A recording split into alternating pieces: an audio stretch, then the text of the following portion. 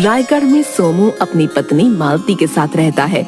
सोमू और मालती दोनों खेतों में काम करते हैं, लेकिन धनीराम जमींदार सभी का शोषण करता है। दोपहर के वक्त सभी लोग अपने अपने खेतों में काम कर रहे थे। तभी अपने नौकर ध्यानचंद के साथ जमींदार धनीराम आया। अरे वाह वाह, क्या बात है, सभी लोग अपना अपना काम अच्छे से कर रहे हैं। अरे ओ सोमू। जी मालिक, कहिए। इस बार मेरा कर्जा देना मत भूलना, वरना अच्छा नहीं होगा। मैं पिछली बार की तरह माफ नहीं करूंगा, समझे? मालिक साहब, मैं समय से पहले आपके पैसे पहुंचा दूंगा। बाकी सभी भी कान खोलकर सुन लो कि मेरे पैसे समय से पहुंच जाने चाहिए, समझे? चलो ध्यानचंद। मालिक, सभी को ये बता दीजिए कि आप कौन हैं। तुम पागल हो? सब लोग धनीराम को भली भांति जानते हैं। नहीं मालिक, मैं पागल कैसे हो सकता हूँ? और अगर पागल हूँ तो आपके साथ कैसे रह सकता हूँ? मालिक, आप किसी पागल को अपने साथ थोड़े ही रखोगे। ध्यानचंद, अपना मुंह बंद करो और मेरे साथ चुपचाप चलो। ठीक है मालिक, लेकिन मेरी एक बात समझ में नहीं आई। बोलो कमअक्ल इंसान, क्या समझ नहीं आया? मालिक, ये लोग आपसे पैसे लिए भी नहीं हैं, फिर भी आपका कर्जा इनके ऊपर कैसे हो गया? अक्ल के दुश्मन, इन सभी को कभी ना कभी उधार की जरूरत पड़ी थी, तब मैंने इन्हें उधार दिया। बस तब से लेकर अब तक ब्याज चल रहा है, और साथ में मेरा हुक्म भी। ये नगर हमारा है, मैं यहाँ का जमींदार हूँ। अगर ये यहाँ रहेंगे तो मुझे ब्याज के पैसे देंगे, वरना इनको सब कुछ छोड़ कर जाना होगा। सभी पर राज करने के लिए दिमाग की जरूरत होती है, दिमाग की। मान गए मालिक आपको, गरीबों का खून चूसना कोई आपसे सीखे। क्या कहा तुमने? हाँ? कुछ नहीं मालिक, कुछ नहीं। अपनी अक्ल का ही इस्तेमाल कर, आज मैं मालिक बना हूँ, समझे कमअक्ल इंसान? समझ गया मालिक, बिल्कुल समझ गया। तभी धनीराम और ध्यानचंद ने खेत में काम करते लीलू को देखा। लीलू अकेले काम कर रहा था। तभी धनीराम ने लीलू से कहा, लीलू, लाओ भाई, अब मुझे इस बार के ब्याज के पैसे दे दो। मालिक, मेरे पास अभी पैसे नहीं है। मुझे अभी पैसे चाहिए। मेरे पास अभी सच में पैसे नहीं है मालिक, मैं सच बोल रहा हूँ। थोड़ा वक्त और दे दीजिए मालिक। ठीक है, पैसे ना सही, अपने दोनों बैल मुझे दे दो। अब मेरे छोटे छोटे बच्चे भूखे बैठे हैं मालिक। अगर मेरे बैल भी आप ले गए तो उन्हें 2 वक्त का खाना भी नसीब नहीं होगा। रहम करो मालिक। मैं तुम पर कोई रहम नहीं करूंगा। ध्यानचंद, इसके दोनों बैल घर ले चलो। जो पैसे नहीं देगा हम उसके साथ ऐसा ही करेंगे। गरीब आदमी लीलू के बैल लेकर दोनों घर चले गए। तभी उन्होंने देखा कि मंत्री उनके घर पर बैठा हुआ है। आइए आइए मंत्री जी, ये हमारा सौभाग्य है कि आप हम गरीब लोगों की झोपड़ी में पधारे। धनीराम जी, आप तो भोले भाले गांव वालों को खूब लूट रहे हो। इतने के बाद आप गरीब कैसे हो सकते हो? आप भी कुछ कम नहीं हो। तभी तो हमारी ये दोस्ती है। दोनों बैठकर बातें करने लगे। अगले दिन शाम के वक्त सोमू और मालती दोनों खेत में काम कर रहे थे। कुछ देर में दिन छिप जाएगा। मुझे लगता है कि अब हमें घर चलना चाहिए। अभी हम कुछ ज्यादा काम भी नहीं कर पाए हैं। हाँ, सुबह आकर कर लेंगे, क्योंकि अभी बहुत देर हो जाएगी। खेत में पानी की बहुत जरूरत है। तुम घर चलो, मैं आता हूँ। तभी वहाँ धनीराम ध्यानचंद के साथ फिर से आ गया। सोमू। जी मालिक। घर जा रहे हो? अभी यहाँ रहकर काम करो। नहीं नहीं, मैं काम कर रहा हूँ, मैं घर नहीं जा रहा। ध्यानचंद हाथ में फावड़ा उठाकर खेत में से मिट्टी हटाने लग गया। धनीराम भी खेत में घूम रहा था, लेकिन तभी फावड़े से कुछ टकराने की आवाज आने लगी। ये कैसी आवाज है? ये आवाज कैसी है? जरूर यहाँ कुछ ना कुछ है। मालिक, ये एक मटका है। क्या सच में यहाँ एक मटका है? जी मालिक, अभी निकालता हूँ। हाँ, जल्दी निकालो बाहर।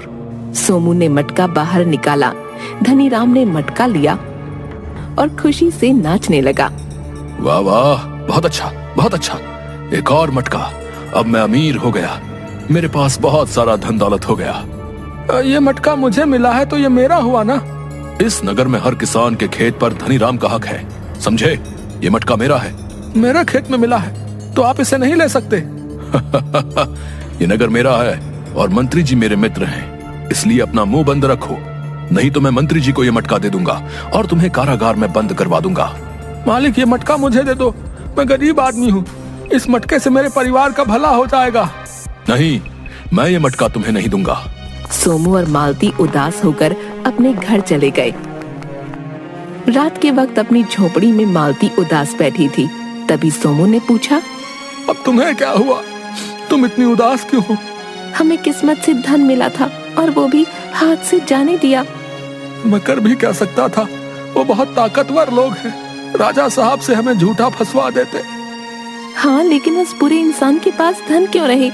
मुझे लगता है कि हमें राजा साहब की मदद लेनी चाहिए। उन्हें सब सच बता देने की हिम्मत करनी होगी। मैं भी यही चाहता हूँ, लेकिन हम ऐसा कैसे कर सकते हैं? हम कल राज दरबार में चलेंगे।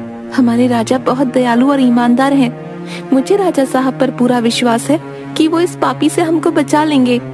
तुम कहती हो तो ठीक है, वरना जमींदार के खिलाफ बोलने की कोई हिम्मत नहीं करता है। अब तुम सो जाओ, सुबह राज दरबार चलेंगे, सब ठीक हो जाएगा।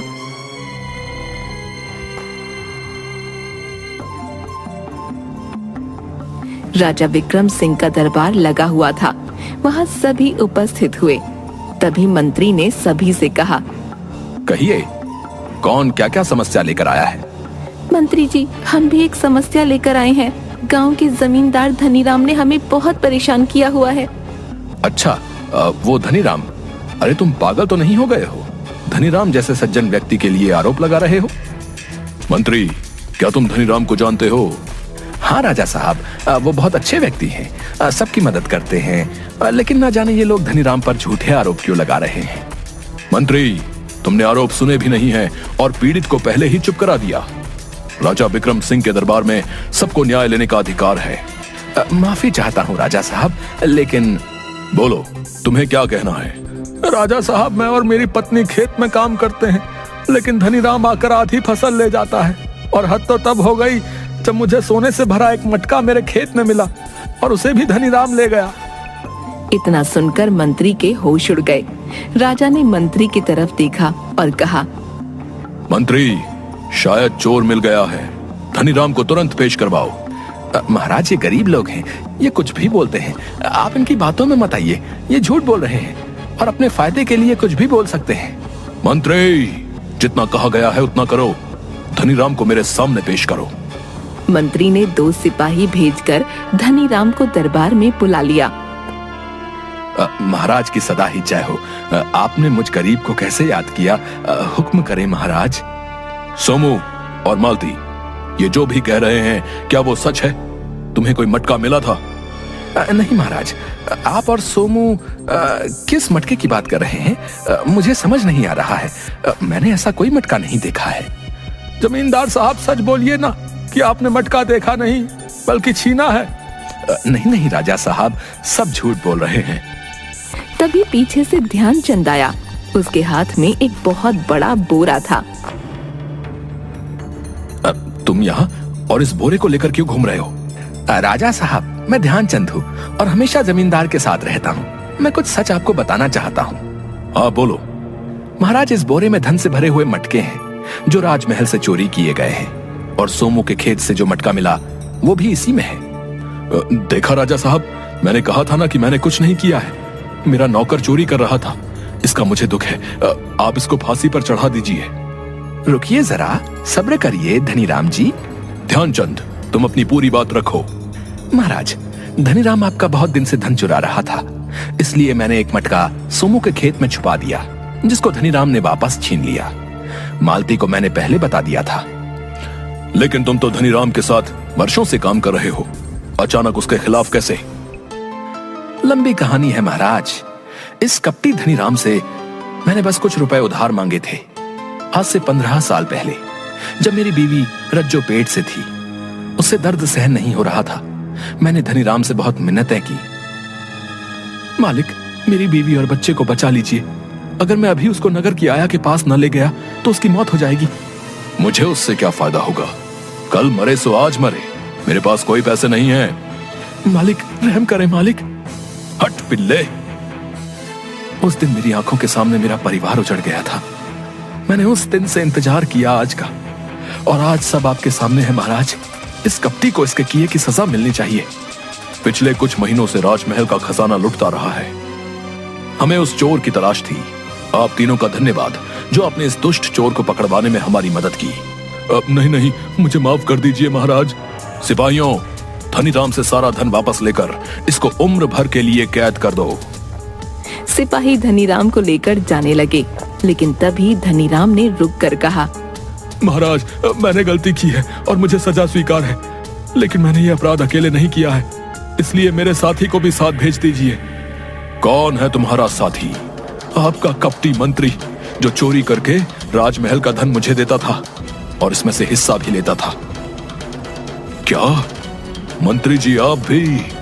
आप पर तो मैंने समस्त राज्य का कार्यभार सौंप रखा था और आप भी इस कुकृत्य में शामिल हैं। सिपाहियों, इस राज्य को ऐसे कपटी मंत्री की कोई जरूरत नहीं है, जिसने न सिर्फ धन लूटा बल्कि गरीब किसानों को भी दुखी किया। कपटी मंत्री को अभी फांसी लगा दी जाए।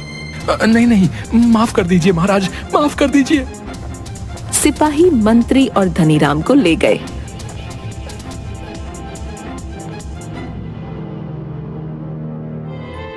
राजा ने सोमू, मालती और ध्यानचंद को इनाम दिया और राज दरबार में नौकरी भी दे दी।